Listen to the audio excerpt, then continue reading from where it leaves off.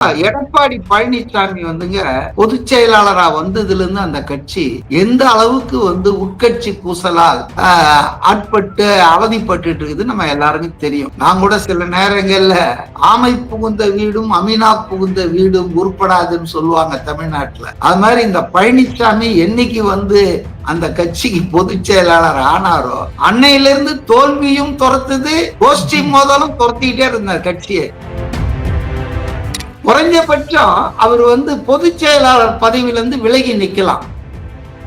ஏன்னா தொடர் தோல்வி அவர் மேல இப்ப அந்த கட்சியில எவனுக்குமே நம்பிக்கை இல்லை. அவர் கூட இருக்கிறவனுக்கே நம்பிக்கை இல்லை. இவர் கரை சேர்ப்பார் இந்த அதிமுக என்ற கப்பலை. ஏன்னா இது 3வது இடத்துக்கு போயிட்டீங்க நீங்க.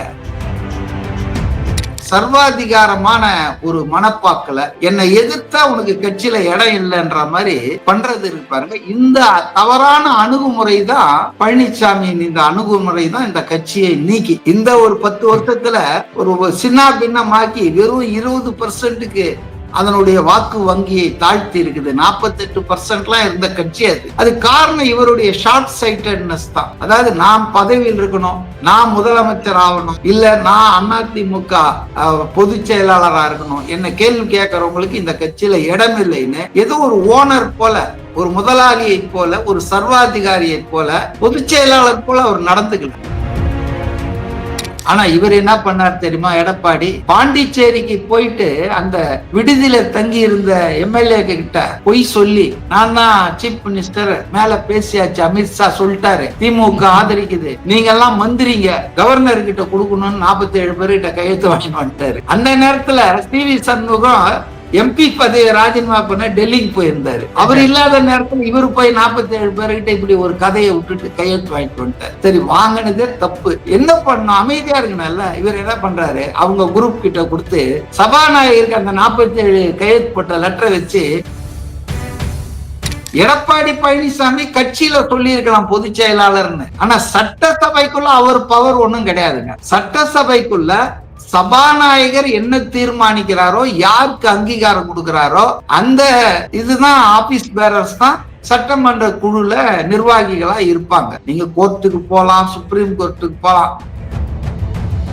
பொதுச் செயலாளர் நீங்க எல்லாருக்கும் நீங்க பொதுவான ஆளு. ஆனா நீங்க பண்றது பாத்தீங்கன்னா கோஷ்டி கானம் பண்ணிட்டு இருக்கீங்க. அதன் விளைவுதான் இந்த கட்சி இன்னைக்கு 3வது இடத்துல மூளைக்கு உட்கார்ந்துட்டு இருக்கு. சோ 10 தோல்வி பழனிசாமி 11 தோல்விக்கு ஆன பிறகு அவர் என்ன பண்ணோம்னா, ஆனஸ்டா ஓகே, தோல்விக்கு பொறுப்பேற்று நான் பதவியிலிருந்து விலகுகிறேன், வேற ஒரு நல்ல ஆளை நீங்க தேர்ந்தெடுத்துங்க அப்படின்னு சொல்லி கட்சிக்கு வழிகாட்டி. எவ்வளவு பேரு வழிகாட்டிகள் இருக்காங்கல்ல, இப்ப பொன்னையன் இருக்கிறாரு, தெம்மலை இருக்கிறாங்க, சீனியர் லீடர்ஸ் மாதிரி இருந்துட்டு போக வேண்டியது தானே. அதை விட்டுட்டு நான் தான் பொதுச் செயலாளர், வந்தா ராஜாவா தான் வருவேன்னா இங்க ராஜாங்கமே கிடைக்காது போல இருக்க.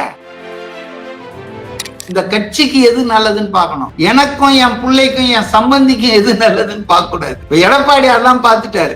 சம்பந்தி பிரச்சனையில இருக்கிறாரு, பையனுக்கு ஏதாவது பண்ணணும் அப்படின்னா திருப்பி நீங்க அந்த குடும்ப அரசியலுக்குள்ள தானே போறீங்க. திமுக ஒரு பாணியில போறாங்கன்னா நீங்க இன்னொரு பாணியில போறீங்கல்ல. இதுக்காக எம்ஜிஆர் கட்சி ஆரம்பிக்கலையே.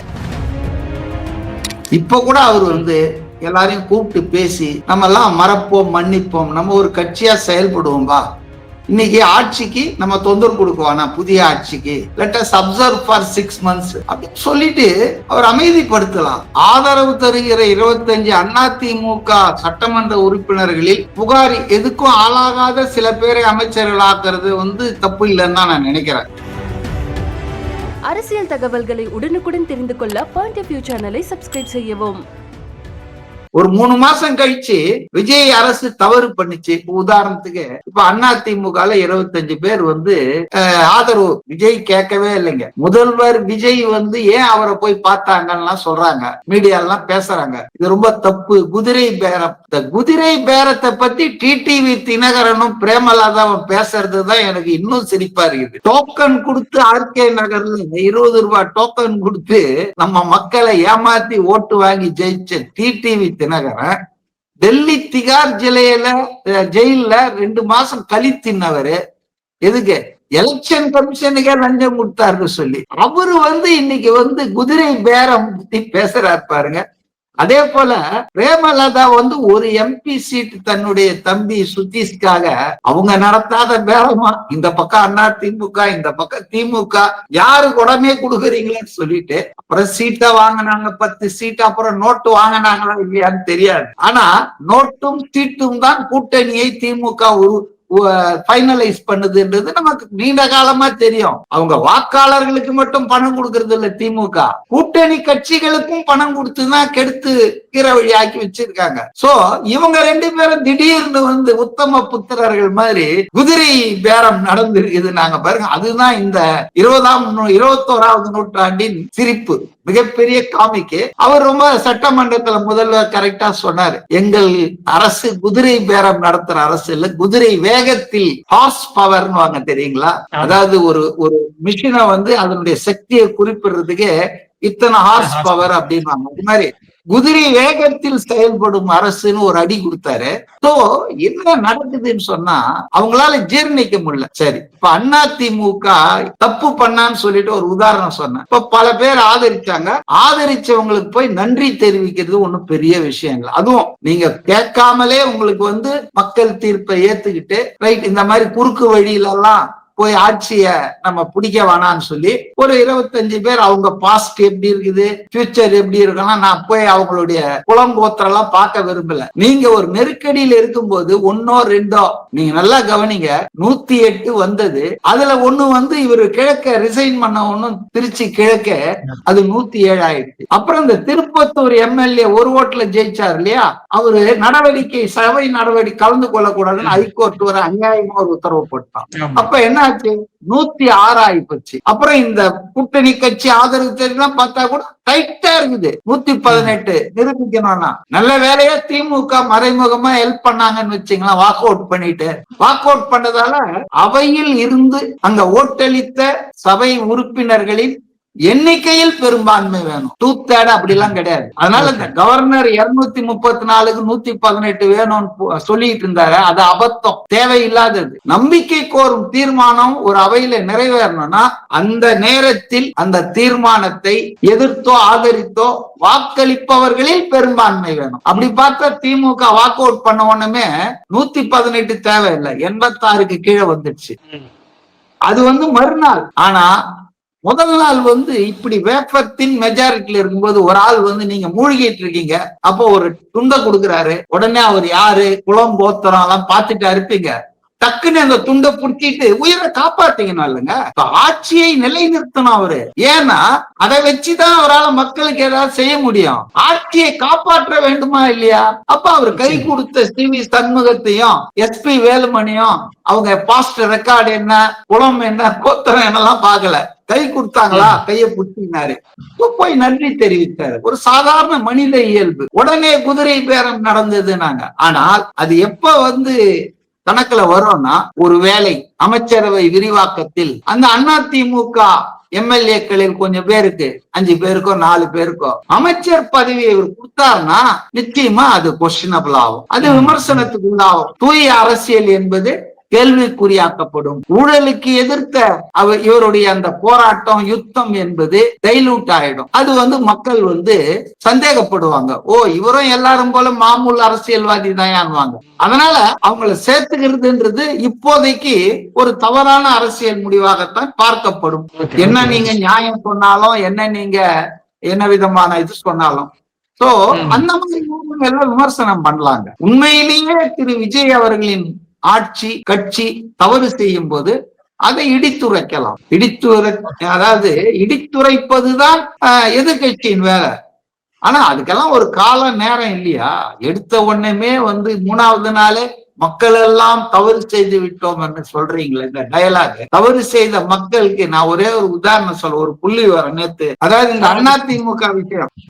சோ ஆதரவு தருகிற 25 அதிமுக சட்டமன்ற உறுப்பினர்களில் ஊழல் குற்றச்சாட்டுக்கு ஆளாகாத அல்லது புகாரி எதுக்கும் ஆளாகாத சில பேரை அமைச்சர்கள் ஆக்குறது தப்பு இல்லைன்னு தான் நான் நினைக்கிறேன்.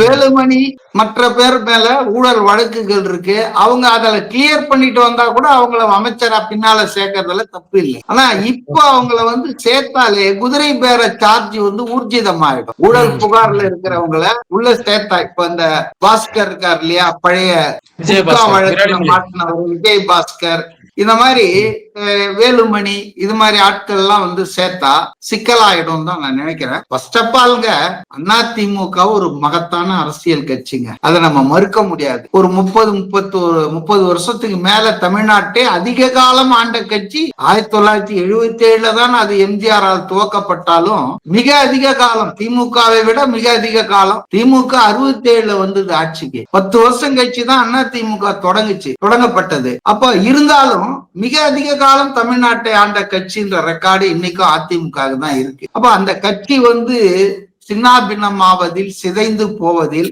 சீரழிவதில் ஒரு வாக்காளர்ன்ற முறையிலையும் ஒரு அரசியல் விமர்சகன்ற முறையிலும் எனக்கு மகிழ்ச்சி கிடையாதுங்க. எல்லா அரசியல் கட்சிகளும் பலமா இருக்கணும். ஜனநாயகத்துல எல்லாம் தேவைங்க, இதெல்லாம் யாரும் சீரழிஞ்சு போய் அழிஞ்சிட போய்க்கூடாது.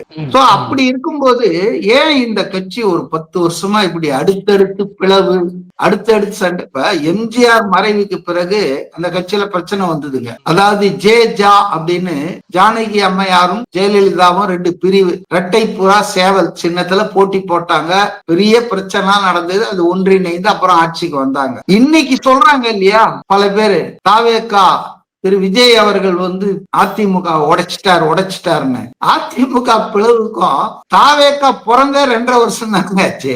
தாவேகா உருவாகி இது அதிமுக பிளவுகள் என்பது 10-15 வருஷமா, அதாவது தவணை முறையில நடந்துகிட்டே இருக்குது. இதுக்கு அந்த கட்சி தலைமைதான் காரணமே தவிர இந்த கட்சி இல்ல, தாவேகா இல்ல.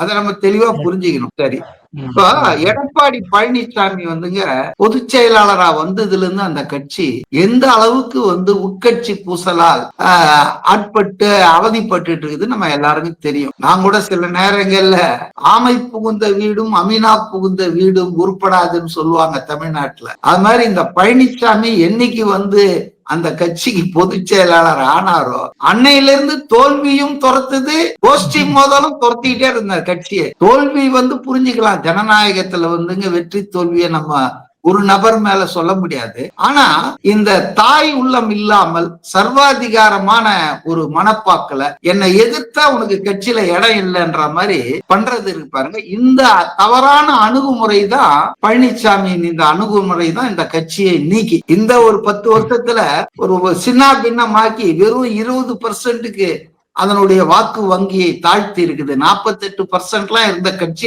அது காரணம் இவருடைய ஷார்ட் சைட்டட்னஸ் தான். அதாவது நான் பதவியில் இருக்கணும், நான் முதலமைச்சர் ஆகணும், இல்ல நான் அதிமுக பொதுச் செயலாளரா இருக்கணும், என்ன கேள்வி கேட்கறவங்களுக்கு இந்த கட்சியில இடம் இல்லைன்னு ஏதோ ஒரு ஓனர் போல, ஒரு முதலாளியை போல, ஒரு சர்வாதிகாரியை போல, பொதுச் செயலாளர் போல அவர் நடந்துக்கல. 2-3 விஷயம் நான் சுருக்கமா சொல்றேன். இன்னைக்கு 2 பேரும் மாறி மாறி சபாநாயகர், கவர்னர் எல்லாம் பார்க்க போறாங்க. இவங்க அந்த 22 பேர் மேல நடவடிக்கை எடுங்க, கட்சி தாவல் தடை சட்டத்தை பத்தி மீறிட்டாங்க, இவங்க இந்த 25 பேர் மேல நடவடிக்கை எடுங்கன்னு எடப்பாடி குரூப்பும் எஸ்பி வேலும் மாறி மாறி கொடுத்துட்டு இருக்காங்க. என்னுடைய தனிப்பட்ட கருத்து என்னன்னா, இந்த சட்டம் லீகல் இதெல்லாம் விட்டுருங்க. சட்டசபையில சபாநாயகர் தான் அந்த சட்டசபையின் தலைவர். அவரு தான் சட்டசபைக்குள்ள என்ன நடந்தாலும் எது நடந்தாலும் அதுக்குதான் அவரு தான் பொறுப்பு. சபாநாயகர் is the supreme authority for the legislature assembly of Tamil Nadu. எந்த ஸ்டேட்லயும் அதான் நிலைமை. அவரு இந்த நிமிஷம் வரையில அதிமுக சட்டமன்ற கட்சியின் தலைவர் இவரு, கொறடா இவரு, பொருளாளர் இவருன்னு யாரையுமே அவர் அங்கீகரிக்கல. அவர் அங்கீகரிக்கிற குரூப் தாங்க ரியல் குரூப், சட்டப்படி செல்லத்தக்கிற குரூப். எடப்பாடி பழனிசாமி கட்சியில சொல்லி இருக்கலாம் பொதுச் செயலாளர்னு, ஆனா சட்டசபைக்குள்ள அவர் பவர் ஒண்ணும் கிடையாதுங்க. சட்டசபைக்குள்ள சபாநாயகர் என்ன தீர்மானிக்கிறாரோ, யாருக்கு அங்கீகாரம் கொடுக்கிறாரோ அந்த இதுதான் ஆபீஸ் பேரர்ஸ் தான் சட்டமன்ற குழுல நிர்வாகிகளா இருப்பாங்க. நீங்க கோர்ட்டுக்கு போலாம், சுப்ரீம் கோர்ட்டுக்கு போலாம், ஆனா சட்டசபைக்குள்ள the writ of the speaker will run. வேற யாருக்கும் செல்லுபடி ஆகாது. அப்ப இன்னைய வரைக்கும் 2 லிஸ்ட் போயிருக்கு, அவர் யாரையும் அங்கீகரிக்கல. அப்படின்னா என்ன அர்த்தம்? ஆஸ் ஆஃப் நவ் இந்த நிமிஷம் வரையில அதிமுக சட்டமன்ற குழுவுக்கு யாரையும் நிர்வாகிகளாக அங்கீகரிக்கல சபாநாயகர். அப்படின்னா யாரும் நான் நீ தான் போட்டி போட்டுக்க முடியாது. இப்ப யாரையுமே சபாநாயகரை அங்கீகரிக்க முடியாத நிலையில இருக்கும்போது இவர் விப்பம் மீறிட்டாருன்னு அவங்களும், அவர் விப்பம் மீறிட்டாருன்னு இவங்களும் அர்த்தம் இல்லாம சண்டை போட்டுட்டு இருக்காங்க. ஏன்னா யாருமே இங்க விப்பே இல்ல, விப்பு யாருன்றதே முடிவாகல. அதுக்கப்புறம் சபாநாயகர் ஒரு விப்புன்னு ஒருத்தர் ரெகனைஸ் பண்ணி அப்ரூவ் பண்ண பிறகுதான் அதுக்கப்புறம் அவர் கொடுக்கிற விப்பை மீறினாதான் அவங்க உண்மையில சட்ட சிக்கல்ல மாட்டுவாங்க. இன்னைக்கு ரெண்டு தரப்பும் சட்ட சிக்கல்ல மாத்தாது. ஏன்னா எந்த தரப்பு விப்பு செல்லுபடியாகும், யார் சட்டமன்ற குழுக்கு அன்னைக்கு கூட பாருங்க, அந்த நம்பிக்கை கோரும் தீர்மானத்தை கூட ரொம்ப லாவகமா என்ன பண்ணிட்டாருன்னா இபிஎஸ் பேச விட்டாரு. அதே போல எஸ்பி வேலுமணியை பேச விட்டாரு. அவரை பொறுத்தவரையும் இன்னும் நான் முடிவு பண்ணல, இவங்களுக்கு 25 எம்எல்ஏ இருக்கு, இவங்களுக்கு 22 எம்எல்ஏ தான் இருக்குதுன்றது கண்ணுக்கே தெரியுது. இருந்தாலும் I have not decided it, ஃபார்மலா டிசைட் பண்ணல. அப்ப ரெண்டு குரூப்பையும் நான் முன்னால திமுக 1 திமுக இப்படி எல்லாம் சட்டமன்றத்துல ரெகனைஸ் பண்ணி இருந்திருக்காங்க. இப்ப அதனால ரெண்டு பேரும் பேச விட்டாரு. அதை கூட கடுமையா எதிர்த்தார் அந்த அக்ரி கிருஷ்ணமூர்த்தி. அப்ப அவர் பதில் சொன்னாரு, இதெல்லாம் நீங்க என்ன கேள்வி கேட்க கூடாது, இது என்னுடைய சபாநாயகருடைய உரிமை, நீங்க முன்னால அனுமதி கேட்டிருந்தா உங்களை கூட பேச விட்டுருப்பேன்னாரு. சோ சபாநாயகர் ஜேசிடி பிரபாகரன் ரொம்ப கேர்ஃபுல்லா இருக்கிறாருங்க. அவர் நடுநிலையா தான் இருக்கிறதா நான் நினைக்கிறேன். ஏன்னா அவர் இன்னும் எந்த தீர்ப்பும் சொல்லல. Once he recognize, once he approves who is the leader of the ADMK சட்டமன்ற குழு தலைவர் யாரு, கொறடா யாரு அப்படின்னு சொல்லிட்டாருன்னா அப்புறம் அவங்க சொல்றதும் இவங்க 47 பேரும் கேட்டாகும். அந்த நிலைமை இன்னைக்கு இல்ல. இது தெரியாம இவர் மீறிட்டாருன்னா இந்த குரூப்பும், அவர் மீறிட்டாருன்னா அந்த குரூப்பும் நோட்டீஸ் மியூச்சுவலா கொடுத்துட்டு இருக்காங்க. இது ரொம்ப வருந்தத்தக்க வேதனையான விஷயம்தான். நான் கூட நேற்று ஏதோ ஒரு பேட்டியில கூட யாரோ சொன்னாங்க, நான் எந்த தியாகத்துக்கும் தயாராக இருக்கிறேன் அப்படின்னு கட்சி நல்லதுக்காக பழனிசாமி சொன்னாருன்னாங்க. அவர் எந்த பெருசா ஒண்ணும் தியாகம் எல்லாம் பண்ண உயிர் தியாகம் எல்லாம் யாரும் கேட்கல. எங்க கிட்ட ஒரு தலைவர் இருந்தாரு தொழிற்சங்கத்துல, அவர் இந்த மாதிரி எங்க சங்கம் 2ஆ உடைஞ்சு இந்தியா பூரா பிளந்து இருந்தப்ப எமர்ஜென்சில அப்ப அவர் ஒரு கோஷத்தை வச்சார், என்ன தந்தும் ஒற்றுமை, என்னையே தந்தும் ஒற்றுமை, என்ன தந்தும் ஒற்றுமை, என்ன at what cost, at any cost unity must be தேர்னு சொன்னாரு. அததான் அவரு நாங்க தமிழாக்கத்துல என்ன தந்தும் ஒற்றுமை, என்னையே தந்தும் ஒற்றுமை. அப்படிலாம் நாங்க பழனிசாமி கிட்ட நான் எதிர்பார்க்கல. குறைஞ்சபட்சம் அவர் பொதுச் செயலாளர் பதவியிலிருந்து விலகி நிக்கலாம். ஏன்னா தொடர் தோல்வி அவர் மேல இப்ப அந்த கட்சியில எவனுக்குமே நம்பிக்கை இல்லை. அவர் கூட இருக்கிறவனுக்கே நம்பிக்கை இல்லை. இவர் கரை சேர்ப்பார் இந்த அதிமுக என்ற கப்பலை. ஏன்னா இது 3வது இடத்துக்கு போயிட்டீங்க நீங்க. இப்ப 2 பிளேயர் பைபோலாரா இருந்த Tamil Nadu politics now become a triangle ஆயிடுச்சு, முக்கோணம் ஆயிடுச்சு. இதுல நீங்க 3வது இடத்துல இருக்கீங்க. நீங்க 2வது இடத்துல இருந்தாலாவது அடுத்தது முதல்னு சொல்லலாம். நீங்க புவர் தேர்ட். தேர்தலுக்கு முன்னாலே நான் சொன்னேன், பல நேரங்களில் நீங்க நோட் பண்ணிருப்பீங்க, விஜய் நம்பர் 1க்கு வருவாரு. இன்னும் கூட தெளிவா சொன்னேன், 1, 2 சண்டை நடக்குது, யாரு வேண்டுமானாலும் 1, 2 வரலாம், ஆனா டிஸ்டன்ட் தேர்டுக்கு தான் ADMK போன்னு சொன்னேன். ஞாபகம் இருக்கா?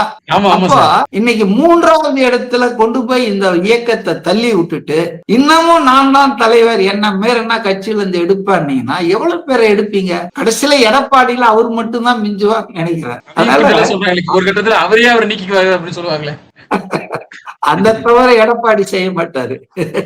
தூங்கும் போது கூட காலாட்டிக்கிட்டே தூங்குவாரு. அவர் ரொம்ப பதவி பித்தர்னு சொல்ல மாட்டேன், பதவி மோகி, பொது பிரியர்கள் மாதிரி பதவி பிரியர்னு சொல்லிக்கலாம். அதனால எடப்பாடி பழனிசாமி அந்த அதிருப்தியாளர்களை கூப்பிட்டு, என்னப்பா ஏன் இப்படி எல்லாம் பண்றீங்க, கஷ்ட காலத்துல நம்ம எல்லாம் ஒன்னா இருக்கணும், கப்பல் தடுமாறுது, அலையில மோதுன்னா அப்பதான் எல்லாரும் ஒன்னா இருந்து அந்த கப்பலை ஒழுங்கா செலுத்தணும். கஷ்ட காலத்துல இப்படி பண்ண வேணாம், உட்காருங்க, என்ன ப்ராப்ளம், நான் இபிஎஸ் இடத்துல இருந்திருந்தா, எனக்கு அரசியல் அனுபவம் அவர் மாதிரி எல்லாம் இல்லைங்க, அவர் 9வது முறை எம்எல்ஏன்றாரு, நம்ம ஒரு முறை கூட எம்எல்ஏவா இருந்தது இல்ல, ஆனா அரசியலை கூர்மையாக நான் பார்த்திருக்கேன், அதை நான் ஆய்வு பண்ணியிருக்கேன். இப்ப நான் இருந்திருந்தேன்னா இபிஎஸ் சூழல இப்ப 47 எம்எல்ஏல பிரச்சனை ஆகுது. கொஞ்சம் பேர் சொல்றாங்க விஜய்க்கு ஆதரவு கொடுப்போம், மக்கள் தீர்ப்பை மதிப்போம், திமுக தான் நமக்கு மெயின் எதிரி தீய சக்தின்னு சொல்றாங்க. கொஞ்சம் பேர் சொல்றாங்க அதிமுக, அதான் 22 பேர் சொல்றாங்க நோ நம்ம இவங்களை எதிர்த்தாகணும், அது அரசியல் ரீதியா நம்ம ஆதரிக்க கூடாது அப்படின்றாங்க. சரி, நான் தலைவர்ன்ற முறையில் நான் என்ன சொல்லுவேன்னா, உங்க 2 பேர் கருத்தும் நாங்க வாங்கிட்டேன். ஆனா இது புதிய அரசுப்பா, இப்பதான் மக்கள் தீர்ப்பு போட்டு வந்திருக்காங்க. அதனால இந்த அரசுக்கு எதிராக நம்ம முதல் நாளே வேற என்ன ஆல்டர்னேட்டிவ் சொல்லுங்க. இந்த ஆட்சியை கவுத்துட்டா இதுக்கு மாற்று ஆட்சி உங்களால கொடுக்க முடியுமா, இல்ல யாராவது கொடுக்க முடியுமா? அது ரொம்ப கஷ்டம். அது மக்கள் தீர்ப்புக்கு எதிராக போவோம், நம்ம மக்கள் கிட்ட ரொம்ப கெட்ட பேர் ஆயிடும். அதனால நம்ம மக்கள் தீர்ப்பை ஏத்துக்குவோம். என்ன பண்ணுவோம்னா, சட்டமன்றத்துல வாக்கெடுப்பு நடக்கும்போது அதுல இருந்து வெளியேறி வந்துருவோம். எல்லாரும் ஆதரிச்சும் ஓட்டு போடவானா, எதிர்த்தும் ஓட்டு போடவானா, அந்த பிளவே இல்லாம போயிருக்குமா? ஆனா இவர் என்ன பண்ணார் தெரியுமா? எடப்பாடி பாண்டிச்சேரிக்கு போயிட்டு அந்த விடுதியில தங்கி இருந்த எம்எல்ஏ கிட்ட பொய் சொல்லி, நான் தான் சீஃப் மினிஸ்டர், மேல பேசியாச்சு, அமித்ஷா சொல்லிட்டாரு, திமுக ஆதரிக்குது, நீங்க எல்லாம் மந்திரிங்க, கவர்னர் கிட்ட கொடுக்கணும்னு 47 பேர்கிட்ட கையெழுத்து வாங்கிட்டு வந்துட்டாரு. அந்த நேரத்துல சி.வி. சண்முகம் எம்பி பதவியை ராஜினாமா பண்ண டெல்லிக்கு போயிருந்தாரு. அவர் இல்லாத நேரத்துல இவரு போய் 47 பேர்கிட்ட இப்படி ஒரு கதையை விட்டுட்டு கையெழுத்து வாங்கிட்டு வந்துட்டாரு. சரி, வாங்கினதே தப்பு, அது நடக்கல, அபார்ட் ஆயிடுச்சு, கருச்சிதைவு ஏற்பட்டு விட்டது. என்ன பண்ணும்? அமைதியா இருக்கணும்ல. இவர் என்ன பண்றாரு, அவங்க குரூப் கிட்ட கொடுத்து சபாநாயகருக்கு அந்த 47 கையெழுத்து போட்ட லெட்டரை வச்சு இவங்க எல்லாம் சட்டமன்ற குழு தலைவர் கொறடா தேர்வு செய்யப்பட்டார்னு அனுப்புறாரு. இவர் தான் ப்ரோவோக் பண்ணது அவங்கள. அவங்க முதல்ல போய் எதுவுமே செய்யல, அமைதியா இருந்தாங்க. அப்போ அவங்க இது மாதிரி பண்ண ஒண்ணும் எங்கடா மீட்டிங்கே நடக்கலையே, சட்டமன்ற குழு மீட்டிங்கே நடக்கல, தேர்தலும் நடக்கல, இருந்தாலே நம்ம எதுக்கும் போட்ட கையெழுத்தை தூக்கின்னு போய் சபாநாயகர் கொடுக்கிறாரு கொஞ்சம். That was the immediate provocation. நேரா போய் சபாநாயகர் இவங்க பார்த்து அதுக்கப்புறம் தான் இவங்க இன்னொரு கடிதம் கொடுக்குறாங்க. எஸ்பி வேலுமணி, அப்புறம் விஜய் பாஸ்கர் அப்படின்னு சொல்லி கொடுக்குறாங்க. சோ இதுக்கு காரணம் யாருங்க? தலைவர் என்பவர் எல்லாருக்கும் பொதுவான ஆளார். அவர் ஒரு கோஷ்டி தலைவரா இருக்க கூடாதுல்ல கட்சியில. நீங்க பொதுச் செயலாளருங்க, பொதுச் செயலாளர், நீங்க எல்லாருக்கும் நீங்க பொதுவான ஆளு. ஆனா நீங்க பண்றது பாத்தீங்கன்னா கோஷ்டி கானம் பண்ணிட்டு இருக்கீங்க. அதன் விளைவுதான் இந்த கட்சி இன்னைக்கு 3வது இடத்துல மூளைக்கு உட்கார்ந்துட்டு இருக்கு. சோ 10 தோல்வி பழனிசாமி 11 தோல்விக்கு ஆன பிறகு அவர் என்ன பண்ணோம்னா, ஆனஸ்டா ஓகே, தோல்விக்கு பொறுப்பேற்று நான் பதவியிலிருந்து விலகுகிறேன், வேற ஒரு நல்ல ஆளை நீங்க தேர்ந்தெடுத்துங்க அப்படின்னு சொல்லி கட்சிக்கு வழிகாட்டி. எவ்வளவு பேரு வழிகாட்டிகள் இருக்காங்கல்ல, இப்ப பொன்னையன் இருக்கிறாரு, தெம்மலை இருக்கிறாங்க, சீனியர் லீடர்ஸ் மாதிரி இருந்துட்டு போக வேண்டியது தானே. அதை விட்டுட்டு நான் தான் பொதுச் செயலாளர், வந்தா ராஜாவா தான் வருவேன்னா இங்க ராஜாங்கமே கிடைக்காது போல இருக்க. புரியுதுங்க? ராஜா ஆட்சியே இல்ல, இங்க மன்னர் ஆட்சியில ராஜா ஆட்சி இல்ல, மக்களோட ஆட்சின்னு சொல்லிட்டாங்க. மறுபடியும் ராஜா தான் ஆளுன்னு சொன்னா என்ன நியாயம் அது? அதனால அதிமுக இன்றைக்கு சந்திக்கிற இந்த நெருக்கடிகள்லாம் தவிர்த்திருக்கலாம், வராமல் தடுத்து இருக்கலாம். அதுக்கு ஒரு அரசியல் ஆளுமை வேணும், முதிர்ச்சி வேணும், பொதுவான ஒரு எண்ணம் வேணும். அதாவது சப்ஜெக்டிவா பார்க்காம அப்ஜெக்டிவா பார்க்கணும். இந்த கட்சிக்கு எது நல்லதுன்னு பார்க்கணும், எனக்கும் என் பிள்ளைக்கும் என் சம்பந்திக்கும் எது நல்லதுன்னு பார்க்க கூடாது. இப்ப எடப்பாடி அதான் பார்த்துட்டாரு.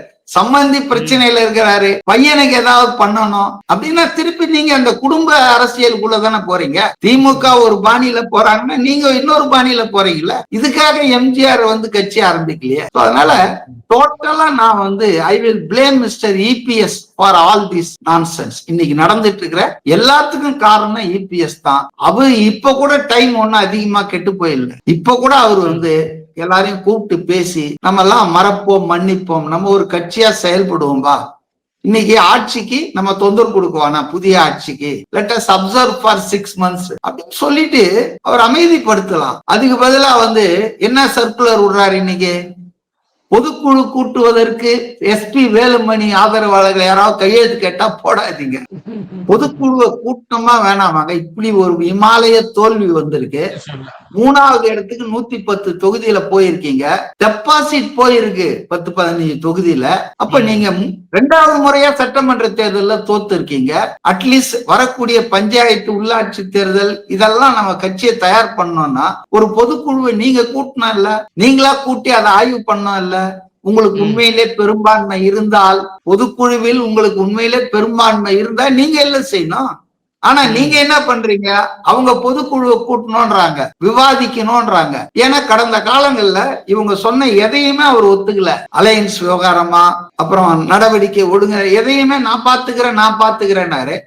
அப்போ நீங்க தானே இப்ப பொறுப்பேற்றுக்கணும், அதை விவாதிக்கணும்ல பொதுக்குழு கூட்டி. பொதுக்குழுவை நான் கூட்ட மாட்டேன், கையெழுத்து போடாதீங்கன்னா எனக்கு சந்தேகம் இப்ப என்னன்னா, பொதுக்குழு கூடுனா இவர் பதவி தப்பாதுன்னு பயப்படுறாரா?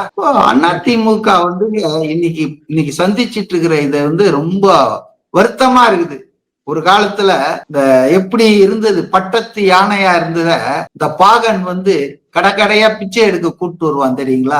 அந்த மாதிரி அதிமுக எப்படி ஒரு மகத்தான மக்கள் இயக்கமா செயல்பட்டது, அதை இன்னைக்கு எடப்பாடி என்ற பாகன் பிஜேபி கிட்ட திமுக கிட்ட எல்லாம் கையேந்தி பிச்சை எடுக்க வச்சிட்டு இருக்கிறார் நினைக்கும் போது உண்மையில அதிமுக உணர்வு உள்ளவன் கஷ்டப்படுவான்ல, கொதித்தெழுவான்ல, எதிர்ப்பான்ல, எதிர்க்க மாட்டானா? இதெல்லாம் ஆதரிச்சுட்டு வேடிக்கை பார்ப்பானா? அதான் இன்னைக்கு நடந்துட்டு இருக்குதுன்னு நான் நினைக்கிறேன். கேள்விகளுக்கு மிக தெளிவா விளக்கம் கொடுத்ததுக்கு மிக்க நன்றி சார்.